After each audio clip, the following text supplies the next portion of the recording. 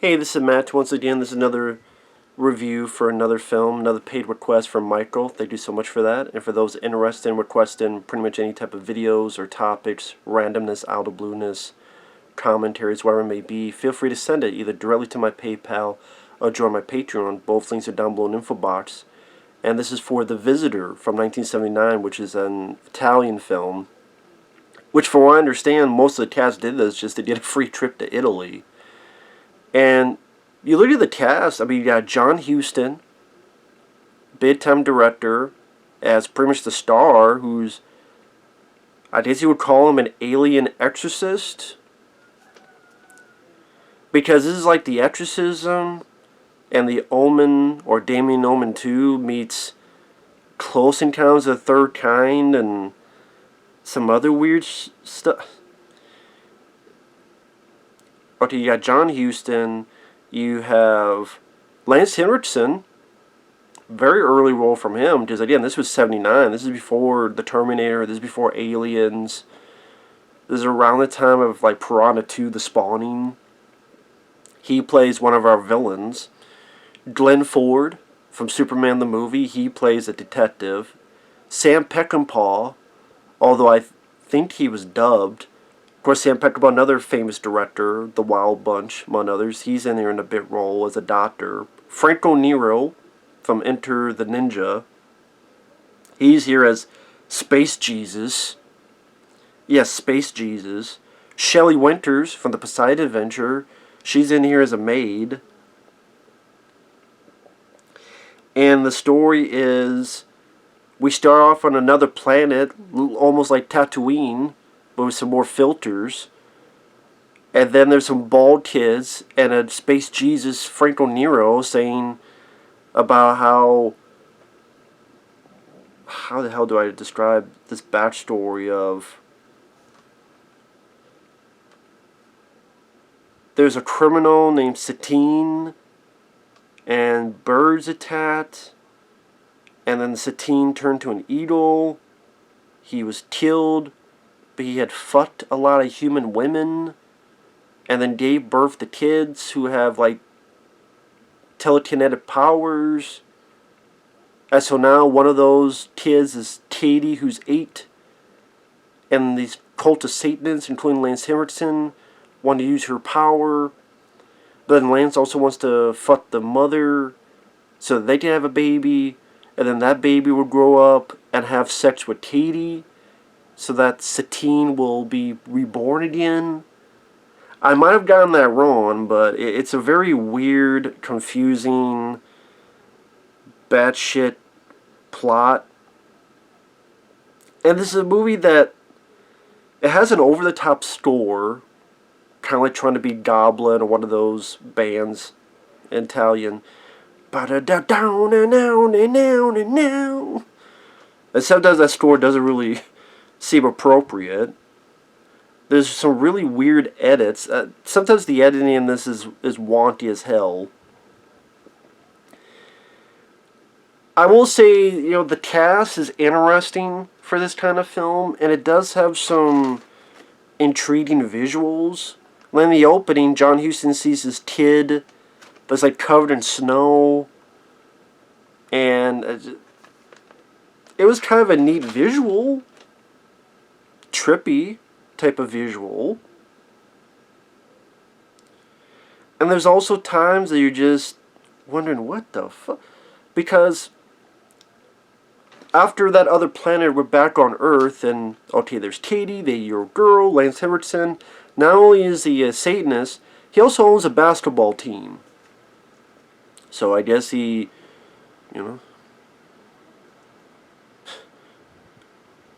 he likes to mix it up, so to speak.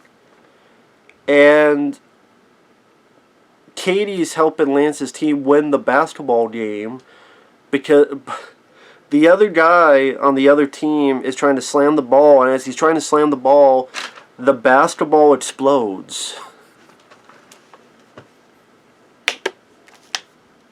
The basketball explodes. Now, people they weren't really that freaked out about it.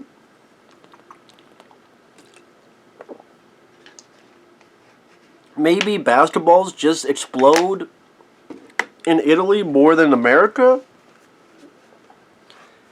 But I would think there'd be a whole bit, investigation into how the hell that basketball exploded. But you never hear of that again. You never hear that again. Again, I guess in Italy, basketballs just explode like normal. And the thing is, this girl Katie, you tell she has a big Southern accent, Southern little gal. Which I think the girl tried to get rid of the accent, but she just couldn't.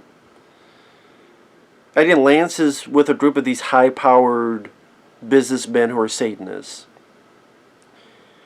And there's a lot of moments that are just very laughable. Like, a woman buys this toy, like a toy bird thing, wrapped up as a gift. But when the little girl's birthday comes, when she opens it, it's a gun. And she does an Alec Baldwin. She just drops the gun goes off, and it hits a woman. Great, she don't grow up to be Alec Baldwin. But it hits the woman in the back, and the woman's her mom, and it makes her stuck in a wheelchair. But if I was like, hey mom, look at this, drops it, boom. And I thought there'd be a lot more screaming in that scene than you would think. Oh, there's a gun, and a woman just got shot in the back, and very over-the-top score. Some weird edits. Like the score, when I say the score at times doesn't work, this scene here, where the mom's going under surgery, and the edit will go from her going surgery to the little girl doing stretches at gymnastics. Because how that sinks in, I don't know. And the score's like, how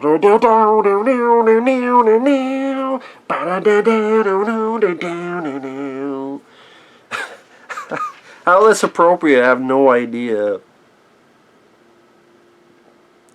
Glenn Ford, like I said, he was in Superman the movie, he was Pa Kent.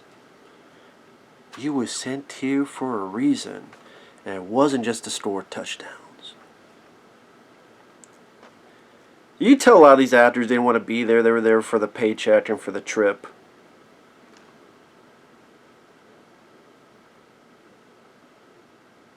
Like, I some weird bits of directing, like, okay, he's talking to people about what happened at that birthday party. So, the camera, like, imagine I'm Glenn Ford, and there's a person here, the back of their head, talking to him. The camera will pan, so then we're behind the person's head. Then when they're talking to another person, again, then it'll pan so that the person's back of the head covers the screen. And I don't know why you would ever want to do that, but oh well. Shelley Winters becomes the new maid.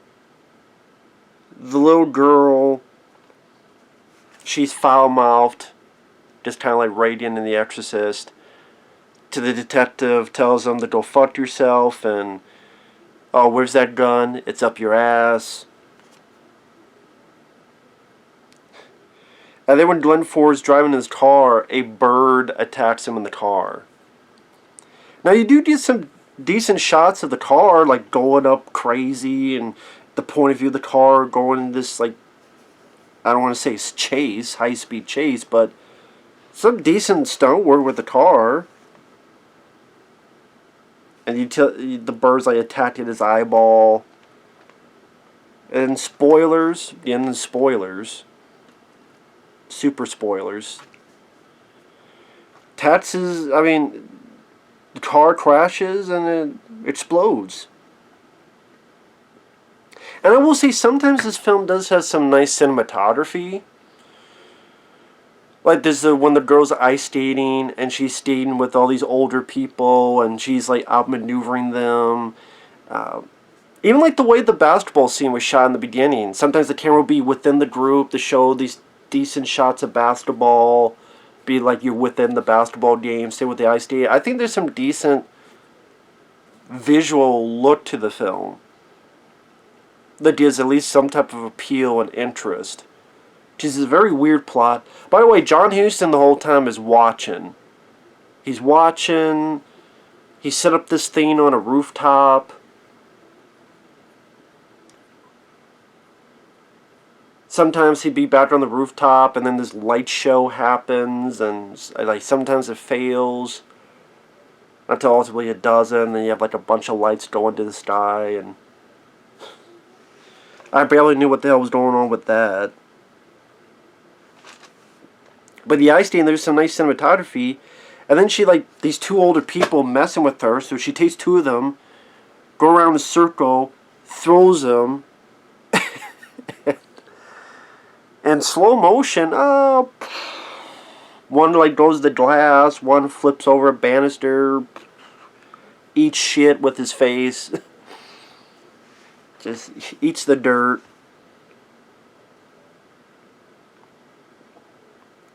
Then at one point, John Huston is a babysitter, and they're playing pawn. It's like a really big TV, or I don't know if it was a big TV or it was like a big projector on the TV, and they're playing pawn. So the woman, like, in the wheelchair, convinced by John Huston that something's going on, and she's pregnant, she can't have this baby, so she goes to her, I thought it was her father, but I think it was actually her ex-husband, who's a doctor, played by Sam Peckinpah. But Sam Peckinpah was so old, I thought it was her dad. Anyway, gets an abortion.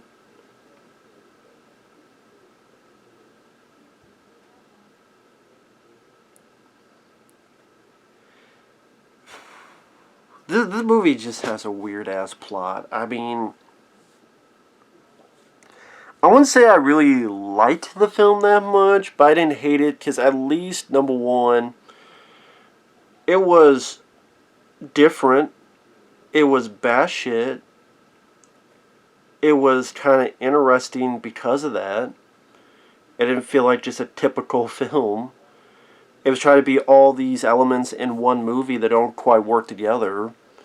There is some decent cinematography. I mentioned like the ice skating scene, even a bit of the basketball scene. Nice wide shots, a lot of the crowd shots, even within the basketball, you felt like you were in the middle of it.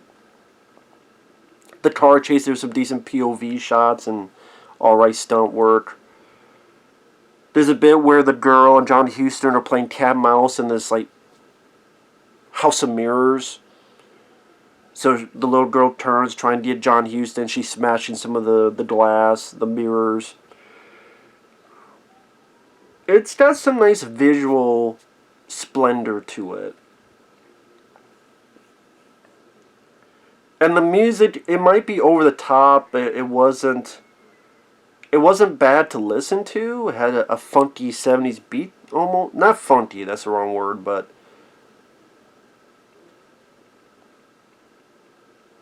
I don't think the music was bad. It just wasn't appropriate for a lot of times.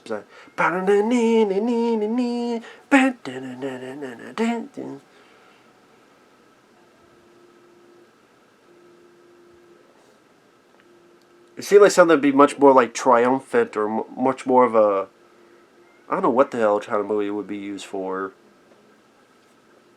And again, John Huston, he wasn't bad in the film. The little girl, I've seen much worse little girls in movies. I really have.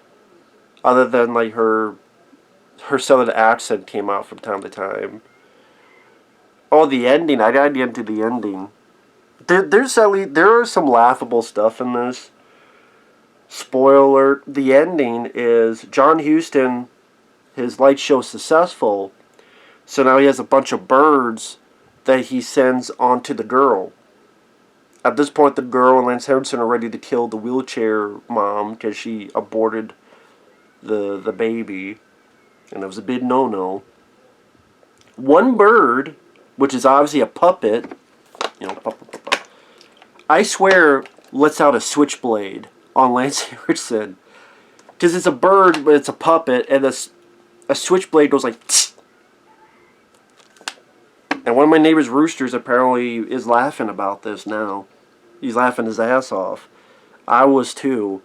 Because I never thought I'd see a bird, or a puppet of a bird, a switchblade, and then stab Lance Hendrickson in the neck. So yeah.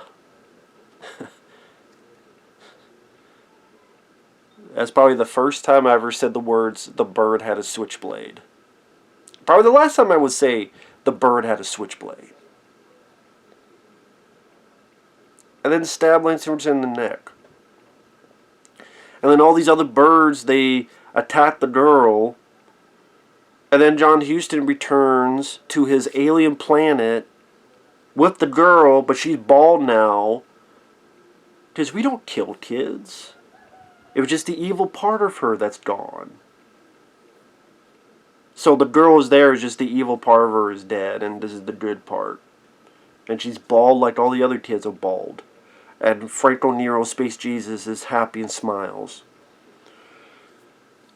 And the title of the visitor is John Huston. He's the visitor. He's visiting the planet to do his space light show, bird attack exorcism, so that the evil's gone, and then the girl's now bald and on this alien planet.